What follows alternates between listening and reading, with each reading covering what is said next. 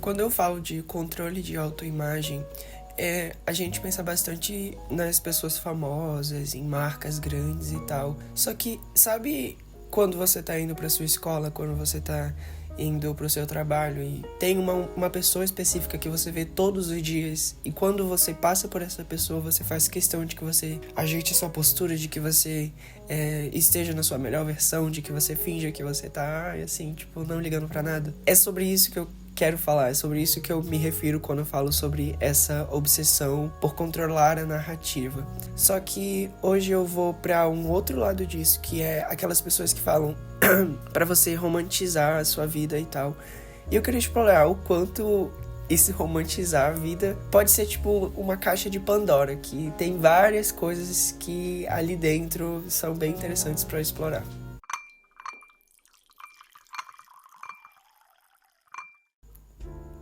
Olá amigos, tudo bem? Meu nome é Mael Abdit e hoje, nesse Enquanto Você Toma Café, nós vamos falar sobre isso. Nós vamos falar sobre a obsessão da geração Z em controlar a narrativa. E aqui, eu já queria deixar claro que eu não sou um desses haters da geração Z, inclusive porque eu sou da geração Z, então eu não vou, tipo, ser unilateral falando que isso é uma coisa totalmente ruim, ou alguma coisa do tipo, sabe? Eu não vou cagar na cabeça da geração Z. Só vou explorar esses assuntos. E assim, cara, nossa, que saudade de só sentar e falar. Que saudade de não ter trabalho pra fazer um vídeo. Eu tô gripado. Estou tomando café e comendo pão. Mas eu não vou dizer se são 2 horas da tarde ou se são 6 horas da manhã, porque seria muito vergonhoso. Então tá, o primeiro ponto que eu queria explorar, que é um ponto que eu já explorei em outro vídeo, eu acho que em outro Enquanto Você Toma Café, não sei qual foi, mas é o fato de que a gente reduziu o estar bem. Meu Deus, como é que eu vou explicar isso? A gente reduz o estado de espírito onde estamos bem, algo que depende da estética do físico. Como assim? A gente associou parecer estar bem com estar bem, quando não necessariamente essas coisas elas significam que elas estão ligadas, sabe? Nossa, agora eu pensei numa coisa bem inteligente aqui, mas vamos lá. O Kant, ele tá falando do David Hume no começo do livro Prolegômenos a qualquer metafísica futura que possa vir a ser chamada de metafísica. No começo do livro, no prefácio mesmo, o Kant, ele cita o David Hume e tem toda uma questão lá onde eles estão discutindo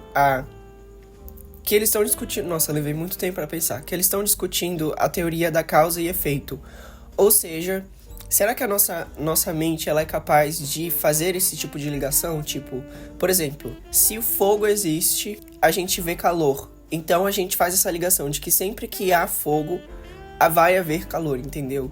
Só que o que tá em discussão ali? Eles estão discutindo se a nossa cabeça ela é capaz de fazer esse tipo de associação, porque na verdade não tem como a gente saber que necessariamente por haver fogo vai haver calor. É só uma coisa que aconteceu tanto que a gente fez essa associação na nossa cabeça. Então, por exemplo, o sol, ele nasce todos os dias. Então, por conta dessa repetição, a gente acha que ele vai nascer amanhã. Mas não tem nada que comprove pra gente que ele vai nascer amanhã. Ele pode simplesmente não nascer. A gente não consegue entender esse tipo de...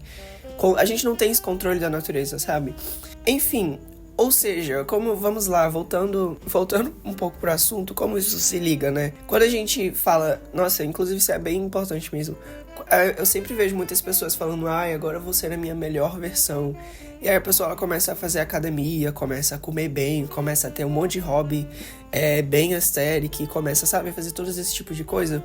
Como se isso fosse ser a melhor versão dela. E, cara, é muito louco. Tipo, o fato de você começar a fazer academia faz com que você se sinta na sua melhor versão. Ou faz com que você ache que assim você vai ser uma pessoa mais feliz. E assim, é claro, né? Eu acho que faz sentido a gente pensar assim, porque é questão de saúde e tal, mas eu não acho que uma pessoa que vai fazer academia, ela se sinta ou ache que ela vai se sentir a melhor versão dela por conta de saúde, mas é por uma questão de estética.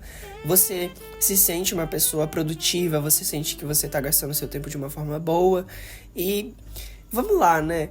Por que isso é ser uma pessoa feliz? Por que ser uma pessoa produtiva é ser uma pessoa feliz, sabe? Se a gente for explorar as nossas motivações na base mesmo, cara, assim, a gente vai querer se matar, sinceramente, porque eu sinto, assim, que nada do que nós, enquanto sociedade, nada do que a gente associa como felicidade, com a felicidade, é algo realmente que deveria ser do jeito que é, sabe? A gente associa aquela, né? Vamos lá, assim. Gente, eu sou uma pessoa bem hippie no fundo do meu ser.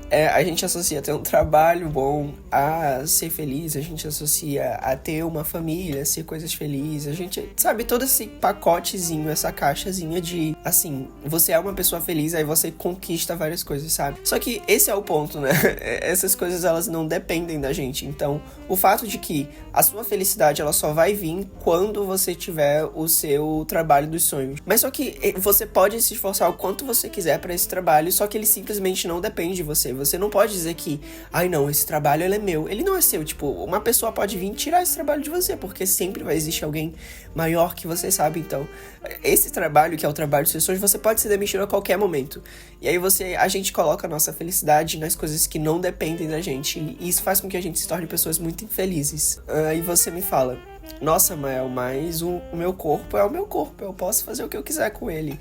Então você vai pra academia e constrói o corpo dos sonhos. Só que, cara, seu corpo não é o seu corpo, sabe? Existem doenças e você pode morrer amanhã, o seu corpo pode ser tirado de você amanhã e, sabe, assim, a gente não tem muitas das coisas que a gente acha que a gente tem, sabe? Muitas das coisas que são nossas, na verdade, não são nossas e podem ser tiradas de nós a qualquer momento, sabe? Até o nosso terreno, até o lugar que a gente vive, sabe? Pode ser que a prefeitura, ela fale, olha, eu não quero que você more aqui. E aí você vai ficar sem teto, sabe?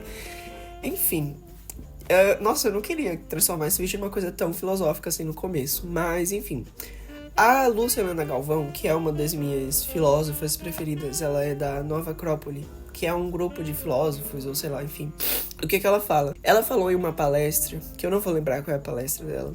Eu não acho que era a palestra do Sêneca. É alguma palestra e ela falou que pra pessoa ser feliz amanhã, ela precisa ser feliz hoje. Ou seja, a pessoa que não consegue ser feliz hoje, ela provavelmente não vai ser feliz amanhã. No sentido de que você fica falando, eu vou ser feliz quando eu alcançar aquele não sei o que, eu vou ser feliz quando não sei o que. Aí quando você alcança, você fica, nossa, que merda, era isso? E então, se você não começa a cultivar a sua felicidade hoje, se você não aprende a ser feliz hoje com o que você tem hoje, quando você tiver, sabe, a maior fortuna do mundo, você provavelmente não vai ser tão feliz quanto você achava que iria ser, porque a felicidade é uma questão muito, muito, muito, tipo assim, de querer ser feliz, sabe?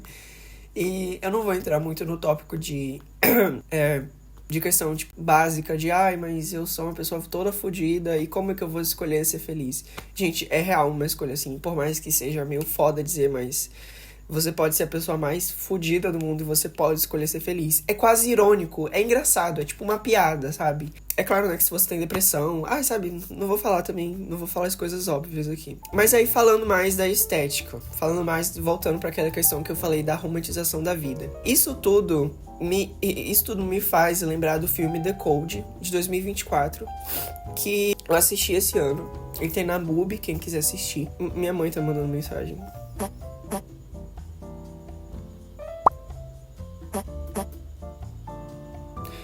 Meu Deus, é minha mãe falando pra mim fazer a tarefa da minha irmã. Voltando aqui ao vídeo. Isso tudo me faz lembrar o filme The Code, que é um filme de 2024. E por quê? Porque ele é um filme que ele é gravado, tipo... É estilo Cam. Não, Cam não. É estilo The Hack. Hack, vocês já assistiram esse filme? É um filme de terror, gente. Eu amo esse filme. Eu amo aqueles filmes, VHS. VHS viral, VHS 94. Cara... Nossa, eu amo a sequência VHS, a sequência REC, eu amo Bruxa de Blair. Eu amo esses filmes, assim, found footage, sabe? Eu acho muito, muito legal, eu acho muito atmosférico. Eu realmente fico com medo assistindo esses filmes. E The Code é um filme que é gravado assim. Só que, tipo, é com celular, sabe? Então, eles estão fazendo um documentário com o celular deles e a gente vai vendo o filme dessa forma. E é sobre dois namorados, sobre um casal, e eles estão gravando ali, eles indo ter férias, enfim. O que eu queria dizer? O que esse filme me faz lembrar? É porque ele é um filme que tem muito uma linguagem da geração Z. Cara, não é nem geração Z, aquilo ali é tipo assim, o brain rot total, assim, porque é muitas imagens ao mesmo tempo e eles colocam um meme na edição e é tipo, sabe? E não é uma história real, tipo, não é realmente um documentário baseado. Não é um documentário real, assim, é um filme, foi montado, tudo ali acontece e é tipo, tá roteirizado e tal. É muito, tipo, é fascinante a forma como esse vídeo, ele é extremamente cronicamente online. Tipo, você não vai ver memes de hoje, mas você vai ver, tipo, o humor é muito humor da geração Z. E é engraçado como eu paro pra pensar e penso, cara, o filme mais esteticamente alinhado com o humor da geração Z não é um filme que vai ser considerado aesthetic. Por quê? Porque ele é tão real que é incômodo para as pessoas, sabe? E eu vi muita gente zombando no filme falando, nossa, não, o cinema vai virar isso, a nossa vida é isso, tipo, a gente se comunica dessa forma. E é muito, nossa, é muito irônico como se a gente fosse retratar a nossa firma do jeito... A nossa firma? Se a gente fosse retratar a nossa vida do jeito que ela é, a gente não ia gostar. Mas assim, se alguém falasse, dirija o filme da sua vida, você ia dirigir o filme tipo vibe Sofia Coppola, Luca Guadagnino, você ia fazer toda uma coisa assim. Eu passando aqui o dia inteiro na cama, não é isso que tá parecendo, é porque eu tava pensando em muitas coisas e blá blá blá. Só que não, tipo, se fosse pra mostrar do jeito que seria tipo assim, um documentário tipo quase quilos mortais, assim, a gente um dia inteiro na cama vendo o celular, sabe? Não seria uma coisa romantizada. E é muito irônico que o fato que a gente romantiza a nossa vida, tipo, a gente romantiza coisas que não são romantizáveis. E eu acho que isso faz com que a gente acabe, tipo, tendo hábitos que a gente não deveria ter, sabe? Bad habits. Hábitos ruins, a gente cultiva esses hábitos ruins porque a gente romantiza eles. E aí entra um negócio de, tipo, depressão, sabe? A gente romantiza a depressão. Não sei se a gente ainda romantiza muito. Será que talvez eu não esteja tão cronicamente online assim, mas... na minha época, tipo, até ano passado a gente romantizava muito depressão. E os filmes, assim, que retratam pessoas se matando, não sei o que. Ai, que filme aesthetic, totalmente eu, assim. Confesso que eu sou essa pessoa às vezes. Confesso que, sabe, não vou me colocar fora aqui. Realmente somos bastante hipócritas. Outro ponto, ainda nesse tópico de romantizar a vida. É muito Black Mirror como a gente aprendeu a categorizar a nossa vida baseada em imagens que a gente julga nos representar. No Pinterest, Moodboard ou até mesmo, obviamente, no Instagram. O que não é ruim, só é fascinante de certa forma, porque é uma linguagem que só sabe falar quem tem uma bagagem cultural muito específica. Então, assim, eu acho que a gente nunca parou pra pensar, assim, de forma geral, o quão específico e fascinante a gente, tipo, há 50 milhões de anos atrás a gente tava, sei lá, há 50 milhões de anos atrás a gente nem existia.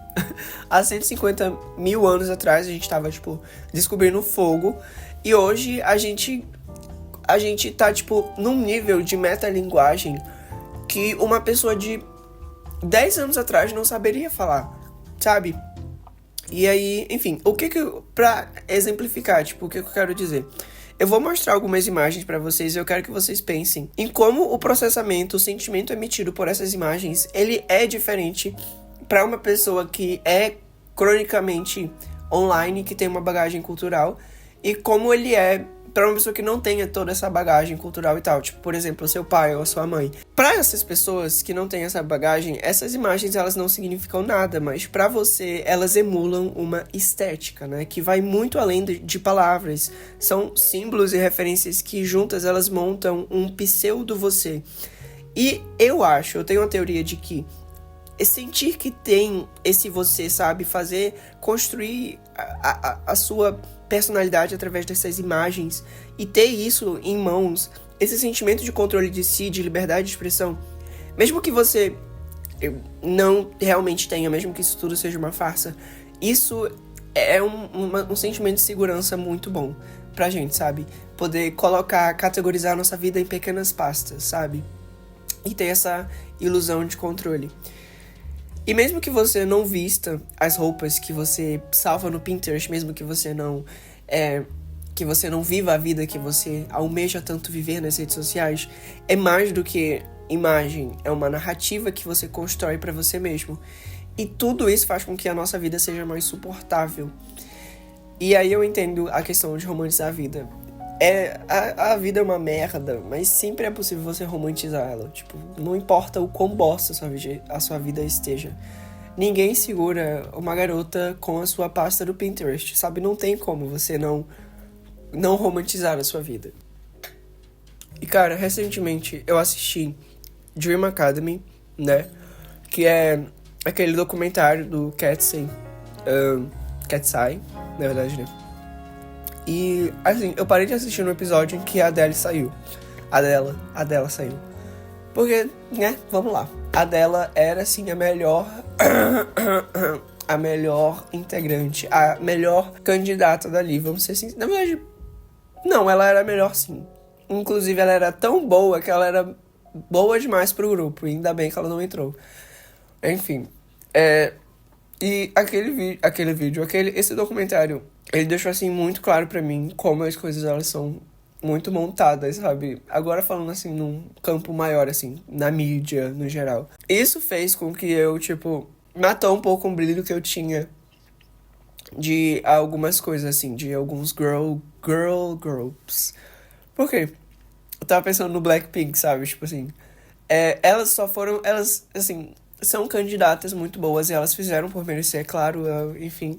Só que, cara, se não fosse elas, seria outras pessoas. E teria o mesmo sucesso que tem, porque não são elas que produzem as músicas, não são elas que escolheram a estética. Tudo ali é muito montado, elas só são o rosto daquilo, mas poderia ser qualquer outra pessoa.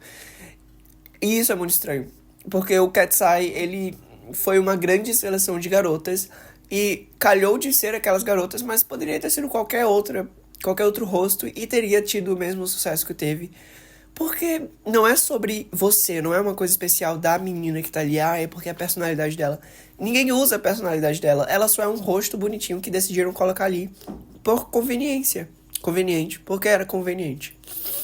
E, sei lá, tudo na mídia, assim, é muito controlado. E, meu Deus, como as coisas são extremamente falsas na internet e blá, blá, blá. Assim, eu vou dizer aqui uma coisa que talvez eu esteja muito à frente do meu tempo por dizer isso. muito disruptivo aqui. Mas eu não tenho esse desprezo, tipo, eu não tenho esse total desprezo, assim, sabe? Pela forma como a gente, sabe, geração Z, vive, assim, no sentido de... Eu não acho que é uma coisa muito, assim, estranha a gente endeusar tanto as redes sociais e ter essa grande importância no aesthetic, nos codes, sabe? Por quê? Porque é simplesmente a forma como, de acordo com várias coisas do passado, a gente foi evoluindo para que a gente chegasse ao ponto de se comunicar dessa forma. Sempre vai, independente do que seja, independente da forma que a sociedade esteja vivendo, vai ter aquele grupo de antigamente que vai falar, nossa, mas isso é muito errado. Por que vocês estão vivendo desse jeito? Só que não é como se a gente, tipo, tivesse conscientemente escolhido viver dessa forma, mas meio que as coisas vão acontecendo e a gente vai se escondendo nos mecanismos que fazem a nossa vida ser mais fácil. Então, assim, não é simplesmente fotinhas que a gente salva no Pinterest, mas é uma forma da gente achar que a gente tem mais controle da narrativa da nossa própria vida quando a gente realmente não tem por conta de todo esse sistema capitalista.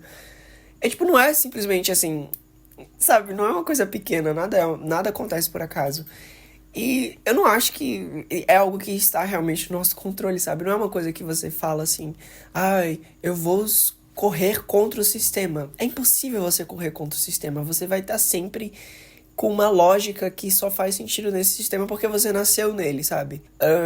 É claro que hoje em dia existem todas essas coisas de você sair das redes sociais e de você ser uma pessoa desconectada e tal. Só que, eu não sei, pelo menos assim, para as pessoas mais novas, tipo, sei lá, 17, 18 anos, sempre você vai ter uma forma de pensar que é muito, assim, das redes sociais, que é muito, assim, da internet.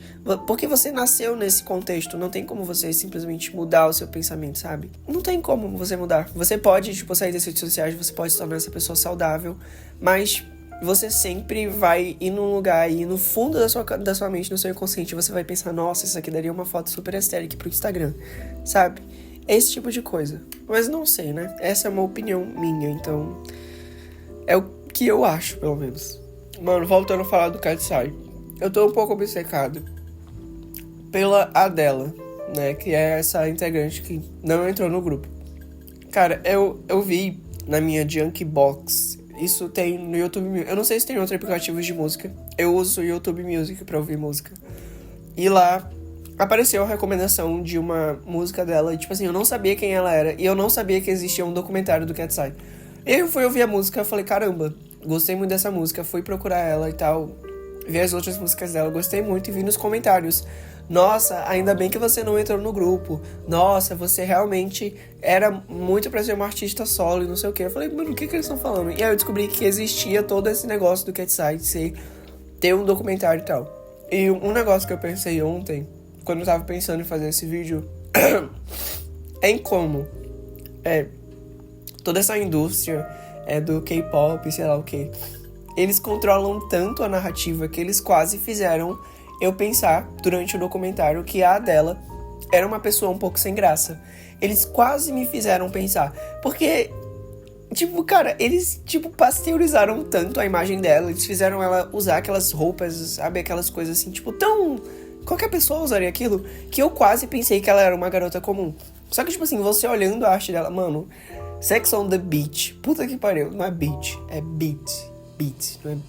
Não, beach. Beach. Mano, alguém sabe falar, tipo, praia e beach, sabe? Eu não sei pronunciar, eu não sei qual é a forma certa de pronunciar aquela palavra, enfim. Como é a outra? I Have Nothing to Apologize. Na verdade, todas as músicas do app dela são boas, assim, sinceramente. Tem uma que eu não tô me lembrando agora, que é Machine Girl, que a Grimes, ela dirigiu aquele clipe e ela aparece no final. Assim... A dela, ela tem tudo pra ser uma grande popstar, e assim, eu conheci ela essa semana e assim, muito maravilhoso você conhecer novos artistas que você, tipo, super se identifica com, sabe? Nossa, maravilhosa ela, realmente, assim. E é isso, é estranho pensar que eles controlam tanto a narrativa que eles mudaram a imagem dela de um jeito tão distorcido que eu quase pensei que ela fosse ser sem graça. E, tipo, eles esconderam totalmente a personalidade dela. E eu me pergunto, com as integrantes atuais do Katsai, tipo, qual é a real personalidade delas? Porque elas com certeza não mostram a real personalidade delas, infelizmente. Por mais que tenha toda essa imagem de ser tipo, é um girl group com um formato de K-pop, mas não é um grupo de K-pop, e elas falam palavrão, elas são muito crazy. Cara, tudo isso, eu não duvido, tipo, que cada palavrão que elas falaram foi algo planejado pra elas falarem e terem essa imagem de ser tão diferente, sabe? Enfim, gente. Eu acho que ainda tenho muito pra dizer. Eu tenho muito para falar. Muito para falar ainda. Mas eu quero terminar esse vídeo aqui. Por quê? Porque eu estou com calor. E eu já não aguento mais. E é isso.